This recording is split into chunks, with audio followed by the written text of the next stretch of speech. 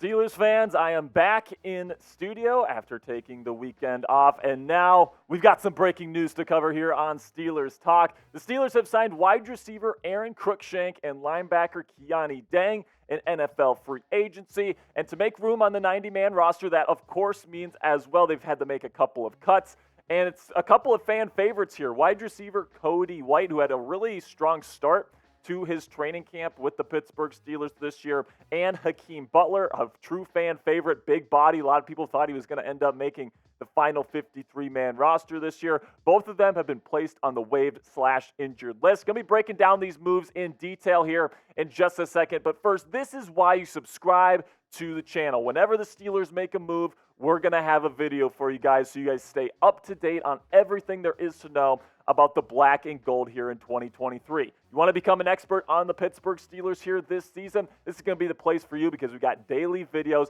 You've got to learn something here, so do me a favor, click that subscribe button right now. So let's talk about the players that they waived today, starting with Hakeem Butler. Big body, man, 6'5", 227 pounds, really balled out in the XFL this spring. Did not play in 2022 in the National Football League, and he was coming in as somebody that, during OTAs and mandatory minicamp really showed out a little bit, and coming into training camp, he was somebody that was expected to be on the bubble for the Pittsburgh Steelers to make the final 53-man roster. You look at his body type, he would be a pretty nice number 2 option as an X-receiver behind George Pickens, but he had some consistency issues throughout training camp, lots of drops, lots of concentration drops, stuff that you just don't want to see. He had a couple of really spectacular catches, but just the consistency was not there. He was not making routine plays routinely, and that's what Mike Tomlin is looking for. And then also he's had an undisclosed injury, which is why he is now being put on the waived/injured list. And then Cody White spent a lot of his time last year on the practice squad, was on the 53 for a couple of games last year. It had one catch for 2 yards during the 2022 season.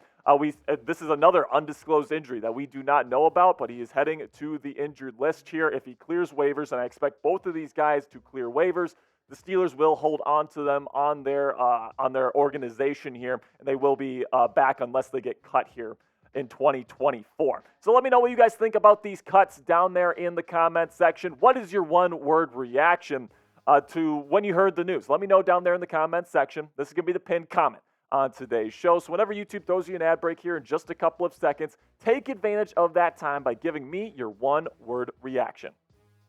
And for me, my one-word reaction is unfortunate. It is definitely unfortunate that these guys that had pretty good stretches during Steelers training camp this year, showed some flashes, ended up not making the final 53, especially a guy like Hakeem Butler, who people were super excited to see coming into training camp. But the Steelers did make a couple of signings today, including one wide receiver here in Aron Cruikshank. He was formerly with the Chicago Bears back in 2022. Recently cut before the first preseason game with the Bears this year. And I was talking with our Bears host, Harrison Graham, here, and he was telling me that Cruikshank is a special team specialist as a punt and kickoff return man. And as a receiver, he's more of a gadget type guy, kind of a smaller build, but he's a UDFA coming out of Wisconsin, and Rutgers is where he finished off his college career. And then he's formerly with the Chicago Bears. So that is kind of his profile here. And I think that he's very shifty, very good athlete, and I think he's going to get an opportunity to take some of those punt and kickoff returns during this Thursday's game against the Atlanta Falcons. And I think he's likely being seen here as a potential backup to Calvin Austin III. Similar build, similar kind of skill set there with being shifty, fast, gadget-type wide receivers. Will he end up making the final roster? I'm really not all that sure, because how many gadget guys do you really want to have on the 53? But he might be a really interesting practice squad addition if nobody takes him off once the Steelers officially release him. And then we got Kuony Deng here, another linebacker added to this group. Formerly with the Bears, it was his last team, but last year he also spent time with the Atlanta Falcons. Once again, I talked with our Bears host, Harrison Graham, and he was telling me that Kuony Deng's more of an off-ball linebacker. He's listed as an outside linebacker, so it'll be interesting to see if the Steelers see him more of as an inside linebacker or as an outside linebacker edge type It's going to be interesting to see what they do there with Deng, but he's the UDFA out of the University of California. The Atlanta Falcons originally picked him up. He was released from there, went to Chicago, and apparently he didn't play all too well in his time there with the Bears. He was released on August 14th, and now he is being picked up by the Pittsburgh Steelers. Now, coming up here, I'm going to give my take on who should be the Steelers' running back one in 2023 between Najee Harris and Jaylen Warren. There is a big debate brewing in Steelers Nation around this topic, and that's what we'll be discussing next on today's show. But before I get into that, let's have a word from our sponsor at BetUS, and they're offering you guys a fantastic deal. A 125% deposit bonus when you put in a deposit of $100 to $600. You go chatsports.com/bet and use promo code Steelers125. Now, you might be asking, what is a deposit bonus, Jack? Pretty much what that means is that if you put in a deposit of $100 to $600, they're going to give 125% of that money back to you to use on your bet. So, for example, you put in $100, they're going to give you $125 additional dollars to use on your bets. And you might as well use that on this week's preseason game against the Atlanta Falcons. Preseason's a fun time to get those bets in. Makes things a lot more interesting because the games don't actually count. So you can go chatsports.com/bet and use promo code Steelers125 before this Thursday night's game to get that 125% deposit bonus. So now I'm going to be giving my take on the Najee Harris versus Jaylen Warren debate that's been going on here over about the last week in Steelers Nation. And I can understand why people think that Jaylen Warren is going to take over that running back one spot. He's very dynamic. We saw that on Saturday with that 62-yard house call against the Buffalo Bills. This guy is a really explosive player. When I was watching him live at Steelers training camp this year, he looked a lot to me like Austin Eckler. Now, that might be a crazy comparison for somebody that was an undrafted free agent just a year ago, but he's shifty. He's got good long speed. He showed that with that 62-yard touchdown last week.